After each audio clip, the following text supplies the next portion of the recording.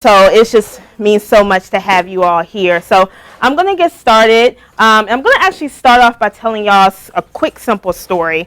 So God recently told me to do something that I do not want to do. I'm afraid to do it, and I'm very terrified to do it. And all of 2017, he was kind of nudging me to do it, but I ignored. You know how God just kind of nudges you, feel something, you're like, whatever, I ain't fooling with that. And then, so he just kept nudging and nudging me to do it. And then in December 2018, so the end of 2018, I started my prayer closet. And I was in my prayer closet December of 2018. And finally, I was just like, God, do you really want me to do this? Is this something that you really want me to do? And he immediately said yes. Sometimes God acts in a blink of an eye, but sometimes he makes you wait. But this time he said, no, this is what I want you to do. And I'm like, okay. And I don't want to do it at all. But, you know, I know the importance of being obedient. And so immediately he started downloading everything that he wanted me to do. So now that was in December 2018. It's what, October 2019? Who could guess how far I've gotten on this? Okay, y'all laughing. So y'all like, not even the smallest fraction. And I'm procrastinating. I'm afraid. And, you know, the procrastination is a result of the fear that I have. So recently I've been thinking a lot about fear. Why are we afraid of a lot of things? Why am I afraid of a lot of things? And so when I was praying to God to ask him, what should I speak about today? Because when I send out an email, when I talk to you all, if any of y'all been on my consultations or my clients, before I use my voice to speak to women, I always ask God, what do you want me to say? What do you want? What is it that they need to hear? And so I kept praying about what I would speak about today. And all I kept hearing was people need to move with fear. People need to move with fear. He said, my people are too stagnant, too complacent. And in order for me to make shifts in their lives that they desire, I need them to move with fear. So I'm like, well, I'm not qualified to talk about this because obviously I'm afraid to do the one thing you're calling me to do right now. But what I want to do is just share with you some of my gained knowledge and experiences that I am currently going through and just do in general to help me move forward with fear. And so we're going to break it down into 4 parts. I got my notes right here. We're going to break it down into 4 parts. We're going to talk about how the word fearless doesn't exist in my vocabulary, in my opinion. And we're also going to talk about focusing on the facts, not necessarily your feelings. The importance of letting go of the need to know, so letting go of control. Who's controlling? You need to raise your hand. You need to raise your hand. And then we're gonna wrap it up talking about how we can embrace the uncertainty that we usually have in small ways. And so we're gonna obviously wrap that up with our wardrobe. So let's get started. So fearless. Everyone tells you, you know, we're in this world, well, this trend now of women's empowerment, inspirational speakers, and everyone says, be fearless, just go for it, do it. But are we really ever fearless? Like, I feel like we always have fear, and I feel like fear is in 2 different buckets. You have the fear of an unknown territory. You're going to somewhere new, you've never seen it, never experienced it. And then you have the fear of a familiar territory that you often try to avoid. So the way I look at it as the fear of going into unknown territory, I think about a baby. When a baby is born or when you have a new baby, the world is so new to them and they're trying to make sense of all of it. I'm about to be 33 and still trying to make sense of the world sometimes. But it's so new and so scary, so they're afraid. They cry. That's the fear of the unknown territory. And then you have fear of those familiar places that we often try to avoid because of past experiences. So I'll tell this story, and I told it before, but I was in the 4th grade, and I was a part of a scholarship pageant. It was a Delta one. Part of a scholarship pageant. And when I was younger, I was very shy. I didn't talk a lot, which is crazy because now I do stuff like this, and I'm just like, where did this come from? But I was a part of the scholarship pageant, and I was backstage with the other girls, and I'm standing backstage just trying to, you know, be a part of the crew, the cool crew, whatever. And they're talking, and they asked me a question, and I immediately say whatever. I don't even know what the question was. I don't know how I responded, but they immediately started laughing at me. And so I'm just like, okay. And you know, when you're that young, you kind of don't pick up on how it impacts you later in life. But I noticed that because of that, I silenced myself. I didn't speak up in class. I didn't ask questions. And that's really something I could have benefited from. But it's just all of a sudden I got scared to speak in a public setting. That's an example of me being afraid to speak in a public setting is an example of me trying to avoid a familiar territory because of a past experience. So that's why I just think the word fearless doesn't exist. The key is to feel the fear, but do it anyway.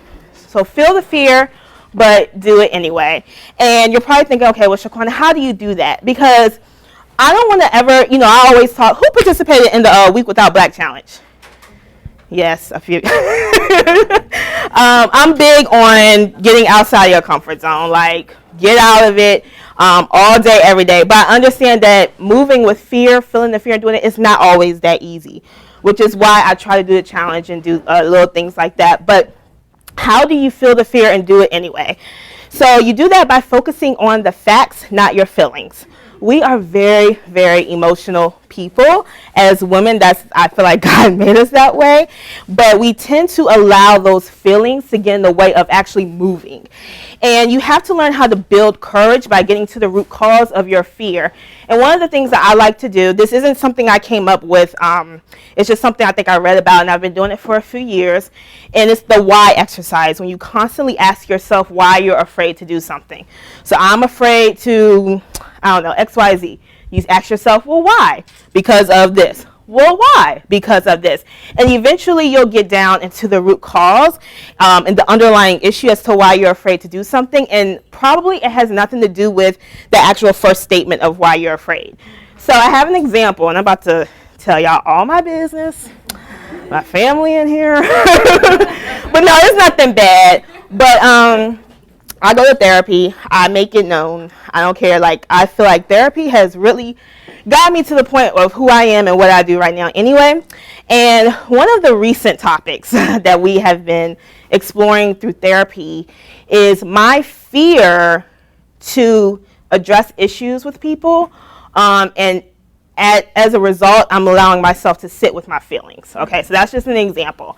And so with my own kind of meditation and also with my therapist, we started to kind of explore that a little bit. So my afraid statement, I guess I would say, is I'm afraid to address personal issues or whatever issue I may have with someone, and I would rather be in my feelings and address it and make it known. Okay, well, why, Shaquanna? Because I don't like awkward moments. I don't know if that's a Libra thing. I don't like confrontation. I don't like those awkward moments. Okay, well, why, Shaquanna? Because I don't want to make that other person upset. Why? Because it's a way for me to protect them. I'm a huge protector. So I'm trying to protect them, protect their feelings, and also I'm a huge people pleaser. Are any of y'all people pleasers? Okay, good, I'm not alone. I'm a huge people pleaser as well. And why are you a people pleaser, Shaquanna? Because there is a desire for me to be liked and accepted. Why? Because there's a little bit of a desire to have some type of external validation. So you see how you constantly ask yourself why, you get down to a more root cause as to why you're afraid to do something. That's just an example. So I encourage you to ask yourself why. You can do it in your head. You can write it down, talk it out. I suggest writing it out because to me, I can go back and kind of look, okay, why are you afraid? And once you identify that underlying issue, so disclaimer, it will open some internal wounds, but that's good because that means you need to address it. You need to talk to someone, you need to ask God for healing, whatever it may be. So the why exercise, focus on the facts, not the feelings, because your emotions will stifle you, but the facts will ground you. And it's good to feel, I'm not saying to walk around here with a cold heart, definitely allow yourself to feel, but get back up and get back to the facts and understand that your feelings are not facts, and move forward with whatever you need to do. All right, so that was the second one. And then the third one is my favorite one, letting go of the need to know, letting go of these controlling ways. So most of us, pretty much all of us, prefer or like safe, controlled environments, like our house, how we operate in our house, our jobs, our relationships. And that makes sense. That's valid because those are spaces that we operate in on a daily basis, so we want to be stable. But that desire to have a safe and controlled environment when it comes to your dreams, your goals, your purpose, what God is calling you to do, that safe and controlled environment that you desire is suffocating you. And so it's important to let go of that need to control. Y'all know that song, Let Go and Let God? So cool song, love it. In which the song talks about, letting go of your worries and handling your battles over to God. And that's good when you're like going through those certain obstacles and challenges. But what about when it's time for you to move forward in life and elevate? Are you going to let go and let God then? No. You're going to allow that need to always know what's going on, that need to control something, stop you from being promoted in God's kingdom. So let go of the need to know, because there are people in here right now who know what God wants them to do, but they're allowing the fear and the need to control and I'm scared and all of that get in the way. And a lot of times when you're trying to control something, I know with me, if I feel like I'm in control, I have peace of mind.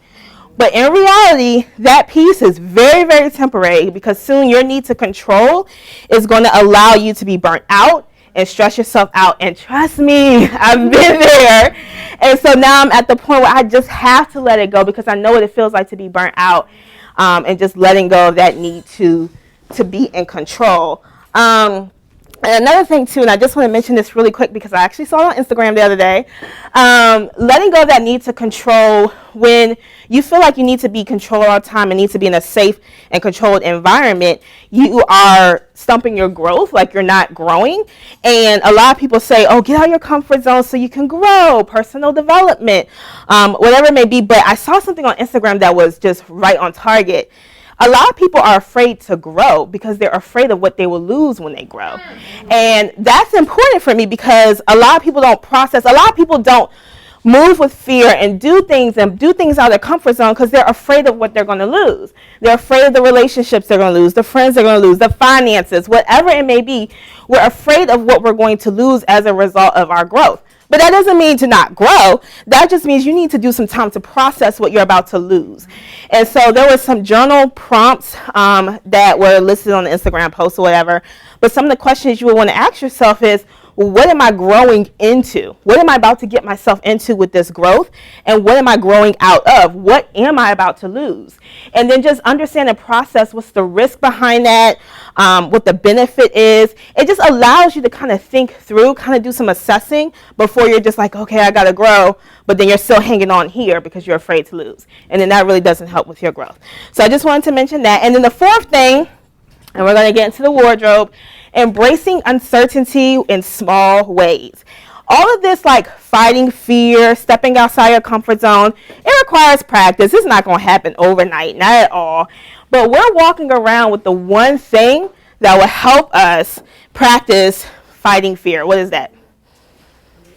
No. Oh, yes, that is key. Relationship with God. But what's the one thing externally that we're walking around with that we can practice stepping outside of our comfort zone? Yes, your wardrobe. And your relationship with God. Yes. All right, so I'm about to tie it all together, but what I need are 3 volunteers, 3 stylists. Come on, 3. Okay, come on. Yes. You want to come too, Robin? Yeah. Well, do you need them not to be? Because we girlfriends, so. Okay. Let's see if I get somebody else. Who else?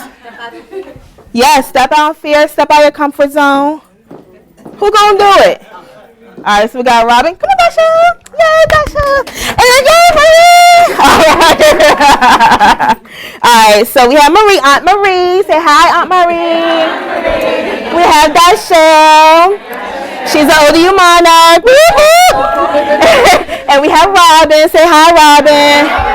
All right, so when it comes to stepping out on your fear, as an image coach, when I talk to women in settings like this or as a client, a huge part of what I do is not the styling or helping you with your image. It's removing that barrier that's stopping you from feeling confident enough to dress the way that you would like to dress your image, whatever. So I'm going to start off by talking about 3 most common excuses, scenarios that women give me, and I want you all, using the mannequin and the few clothes I have behind you, tell me or tell the room how you would style them to resolve that scenario. Does that make sense? Yeah. All right. So one of the first things, one of my clients, she said that she's afraid to wear colors because she's afraid to stand out. So Robin, so I've started with this like neutral color, darker kind of dress. How would you, and I forgot something, but anyway, how would you style, so this is Candy. Let me move Candy up. One of my clients named her Candy, so that's her name. All right, so this is Candy, and Candy says that she's afraid to wear colors because she's afraid to stand out, and she owns a business and things like that. And I told her, I said, you need to stand out. God didn't give you what he gave you for you to be hitting, so stand out. So how would you add color to her wardrobe? Okay, she's gonna keep this dress. Yeah, she's gonna keep that on. And you got shoes and stuff, so. Well, definitely. I forgot my it necklace. looks like maybe a summertime outfit. So let's give her a pop of color. Okay. Shoes. Okay. It's easing her in. Yes. So it's not like all right here. Exactly. And there's probably nothing else that matters. match. No. Okay, go ahead. Okay.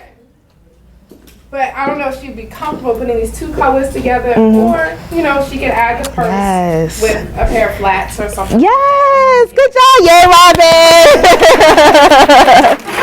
So Robin said, yes, you could go. Thank you.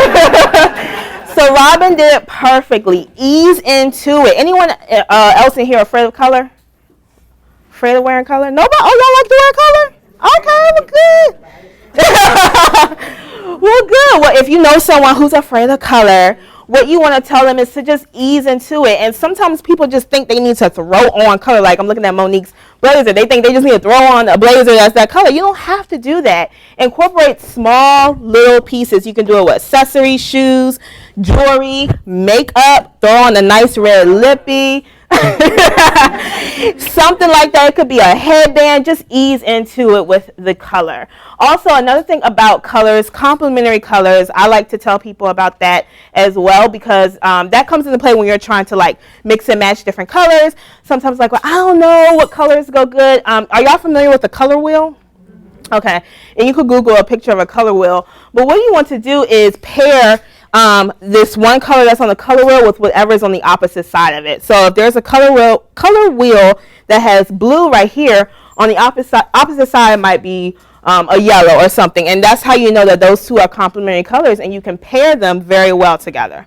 Okay, so that makes sense. So like with these blue pants, I wore them with those yellow shoes. It just works. And then you want to keep everything else neutral. So if I'm wearing these blue pants and yellow shoes, my top is going to be a basic white, everything, because you want, I always tell people you want to have a focal point. So you want to make sure you just have that one item, because you don't want to be out here doing too much. And if you are, you don't know me. All right, so I'm going to undress Candy real quick. Sierra, can you help me really quick? Actually, no, I'm good. Thank you. All right, so Daishelle. Hi, Daishelle. All right, so you're graduating, right? Oh, do you? All right. Woo. So another scenario that I often hear is, I don't wear prints because I'm too big. Anyone here afraid of wearing prints? Y'all got on prints, though. You're afraid of wearing pants, Monique? All right, so that's the scenario.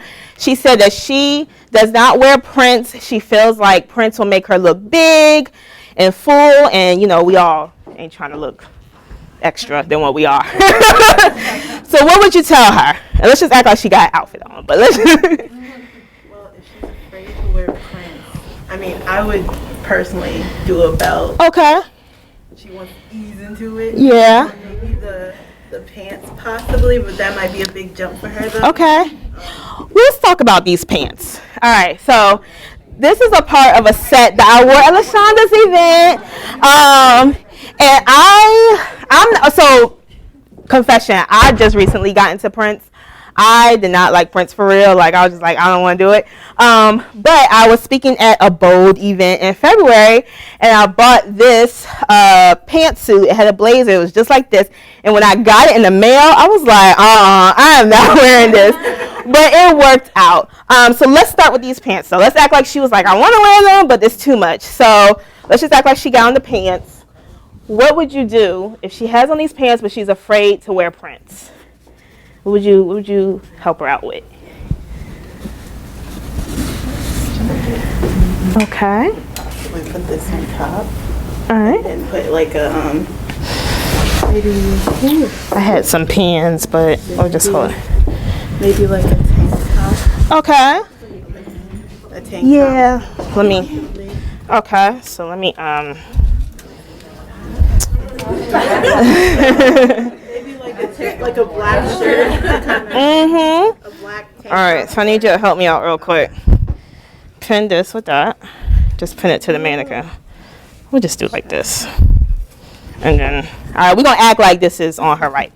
All right, so you're saying that with these loud red leopard pants, you're going to put on this black duster with a black tank top under it, or? Like a long sleeve maybe. Okay, all right. Like a black long sleeve. Yes. Some black shoes. Okay. Black flats or something. Good. Yeah, let's get that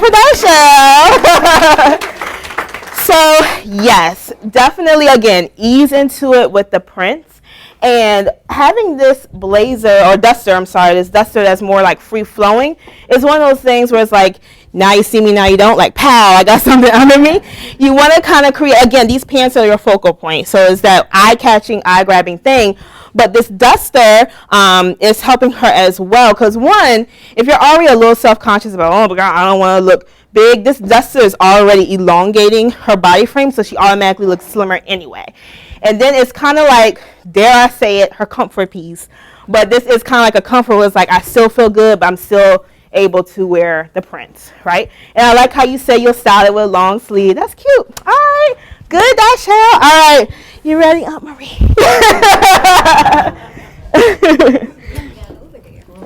Yes. Not much, but it's enough for what we're doing. All right. And so, last but not least, and I get this all the time.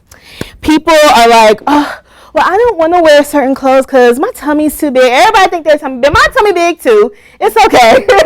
But they're like, well, I don't want to wear certain clothes, or I'm used to wearing flowy, baggy clothes, trying to hide my tummy. When newsflash, guys, when you wear bigger clothes, you're not hiding yourself. You're making yourself look bigger. So stop doing that. All right, so that's the scenario. She's used to wearing flowy items because she's trying to hide her tummy. But what is something that she can wear? This is a hard one. I gave you the hard one. Yeah. Yeah.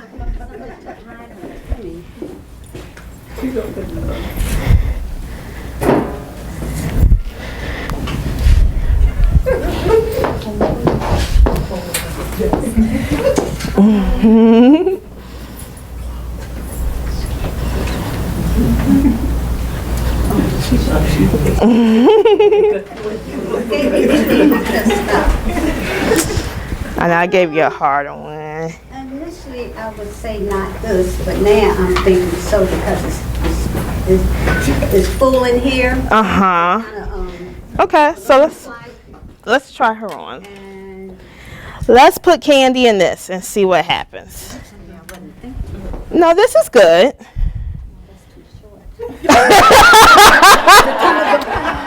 I'll be wearing it. I'll wear it. Don't judge my clothes.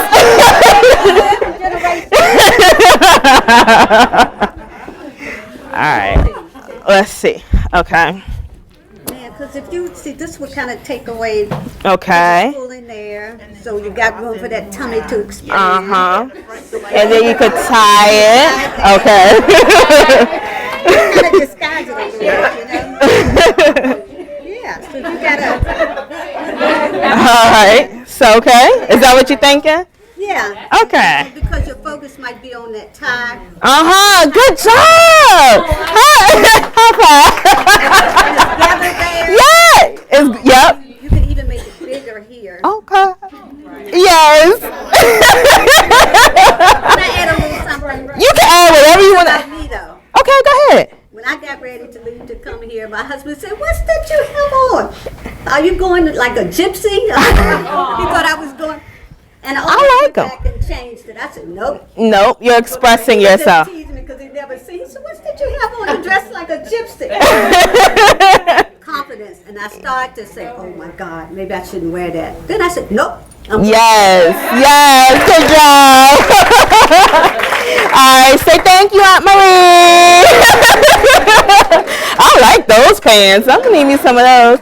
But yeah, so this is right on target as well. So whenever you're trying to hide your waist or create the illusion that you have a snatched waist, you want to wear the tops that are more like wrap blouses. So this one here, even though it is short, y'all don't be wearing it like that no more, but you can have a tie waist here that kind of creates an illusion of a cinched waist. I brought this one too because peplum is still in, y'all. I don't know what people, who you follow and who they saying it don't, but peplum still works because it creates that illusion of a cinched waist. And then especially if you're trying to camouflage or hide your tummy, but maybe you have more narrow hips, having that peplum stick out like that gives an illusion of wider hips and makes you more full and proportionate. Okay, so that's a quick body type tip.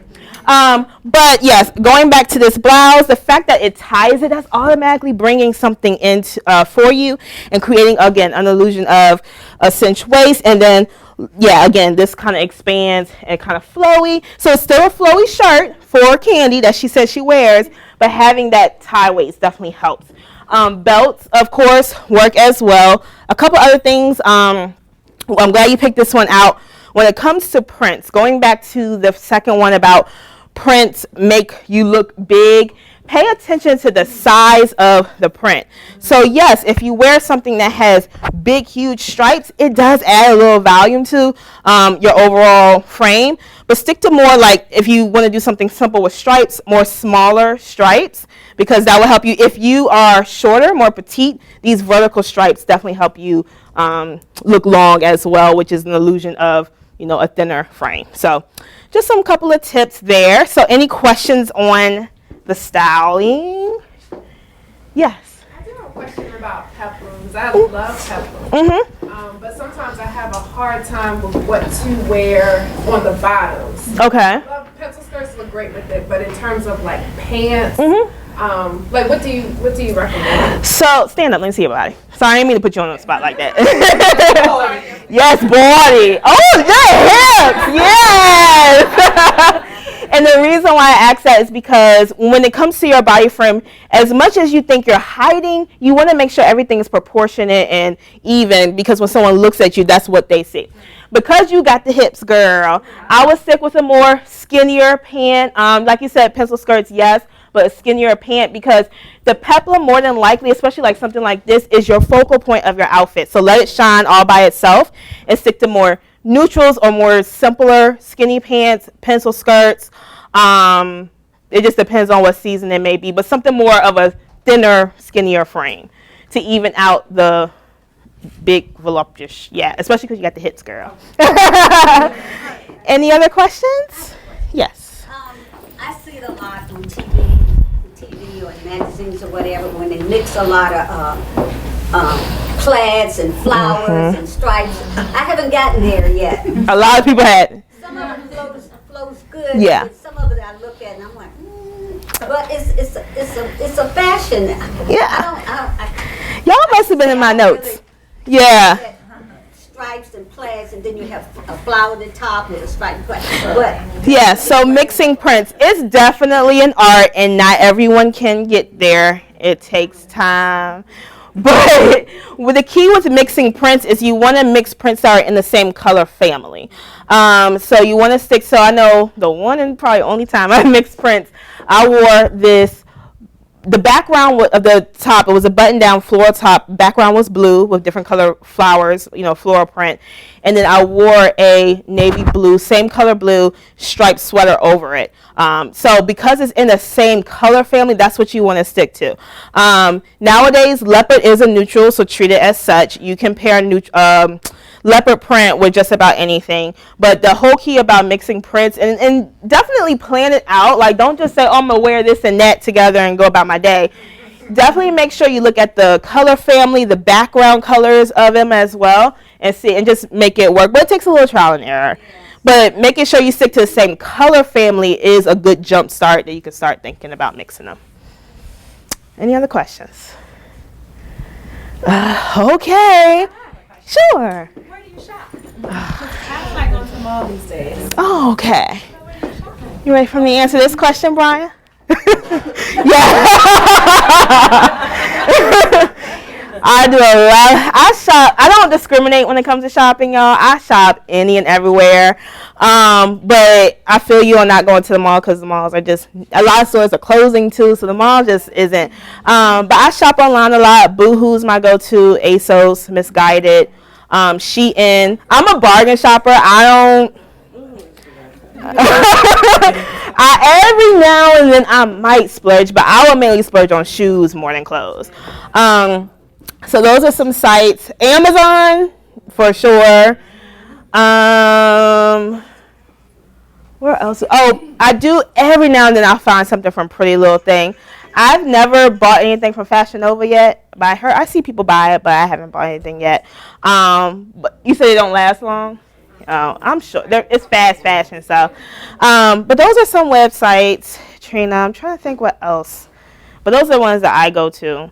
And then when it comes to the mall, so sometimes I do have to run into the mall to grab something. But for me, it's a thing of knowing exactly what I need to get. If I need to browse, I don't even bother with the mall. I don't have time, the patience. So I go in and I know exactly what I want. But if I'm really like browsing like for this, for an event or whatever, I do online.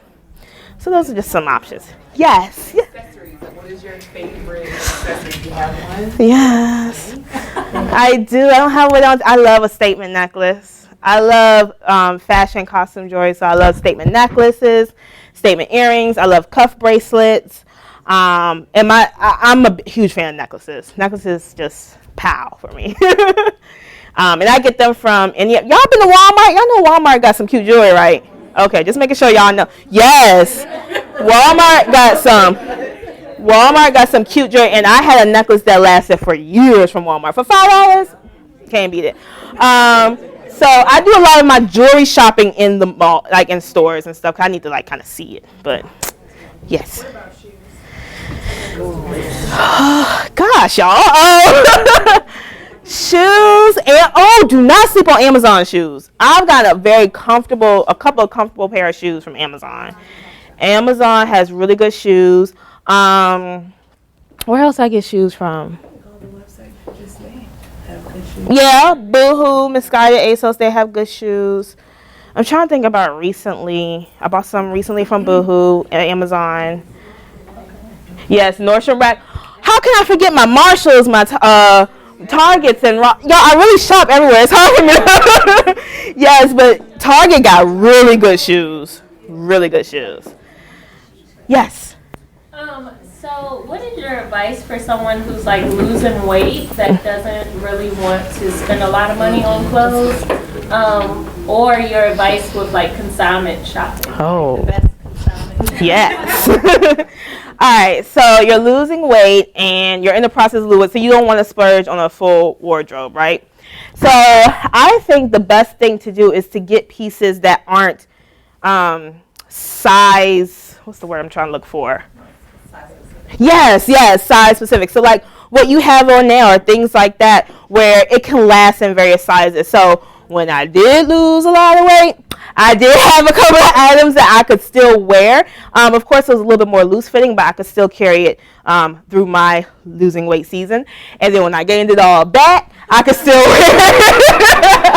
I could still wear. Of course, things like jeans, sometimes, they don't necessarily work, but a lot of dresses, I tend to use a lot of dresses. And then you can like layer them up too. If it's a little baggy here, you can maybe put on the belt and kind of bring it together. Yes, a scarf.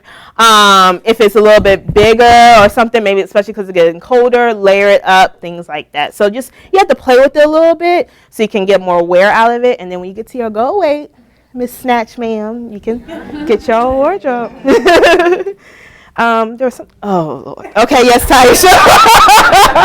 And then we gotta move on because y'all have to shop. We want to give y'all time to shop. Okay. A few weeks ago, you had posted on your Instagram page. Oh, I forgot to ask you. purging your closet. So I just wanted to know how often you recommend like purging your closet or like revamping things, going through your stuff. Yes, and it's kind of relates to your second question, Melissa. I'm sorry, I forgot that one. So I'll tie it all together. A lot of people may tell you to purge it when the seasons change or, when the new year comes. No, purge it when you can't find clothes. Purge it when you run out of space to hang things. Purge it when it becomes frustrating for you to go into your closet. That's how you know it's time to let go of a lot of things. So, so you said, how do you know, right? How do you know?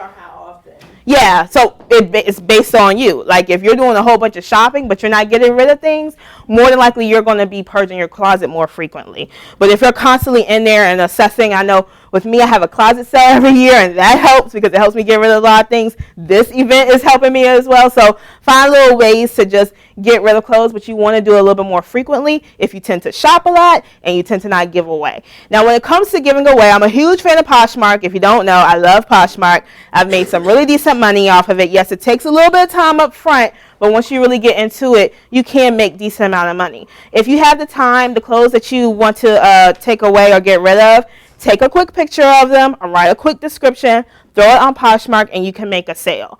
You can go to other consignment stores as well. They'll purchase your items.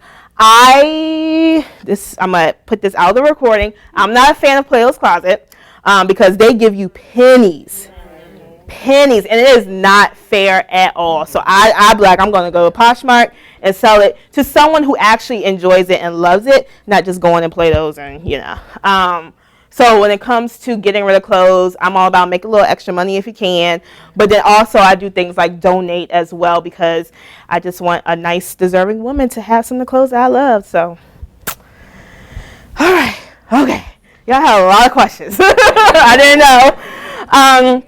So hopefully after this presentation and when you walk away, you have gained a more actionable and practical way to approach fear, some things to think about when it's coming down to fear and accomplishing your goals and your dreams and God's calling for your life. And then hopefully you learn little tips to embrace uncertainty with your wardrobe, because when you doing little things like that, like stepping outside your comfort zone with your wardrobe, that is training your mind to just feel the fear but do it anyway. Because next, you do it with your wardrobe, then you'll be doing it on the job, then you'll be doing it with whatever God called you to do. So just do those little things with your wardrobe to practice it. So like I mentioned, we talked about how fearless doesn't exist. We talked about how facts. Focus on the facts, not your feelings. Letting go of the control, y'all. Letting go of the need to know. And embracing uncertainties in small ways. So earlier when I was talking about this thing that God was calling me to do, that I did not want to do it, but I'm going to do it anyway. And I'm announcing it now to you all. But by the end of 2020, I'll be an author. And I don't want to do it. And I do not want to do it at all because, one, I just didn't want to sit down and write it. Two, I felt like being an author was kind of like trendy now and like everyone's doing it. And I was like, I don't need that title. Like, I don't need it. But God really wanted me to do it. He kept throwing it, and I was like, I don't want to do it. And so when I was in that prayer closet, I said, okay, God, you confirm you want me to write this book. What do you want it to be about? Because, yes, I can talk about image, y'all, but I didn't really want to write a full book about it. And so he said, I want you to write about gaining confidence. And I'm like, okay, cool, I got it. I could talk all day about gaining confidence. Let's get started. But he was like, nah, what I want you to do is I want you to write about your story, your experiences, your struggles, your struggles. And I want you to give women the strategy that you do or you take to surrender everything to God and everything that you have going on, and in turn gaining confidence in God and gaining confidence in myself. So that's what the book will be about. And so that's that. And I feel like now that I announced it, I got to do it. And so that's the reason why I wanted to announce it. But like I said at the beginning, thank you. It means so much. I got people who travel, who got her girls to come too. I met Reese at Workplace Lady in Atlanta. She lives in Stafford, and she came and traveled for me. So I love it. Everyone else who traveled, my line sisters, best friends, everyone, my family, thank y'all, because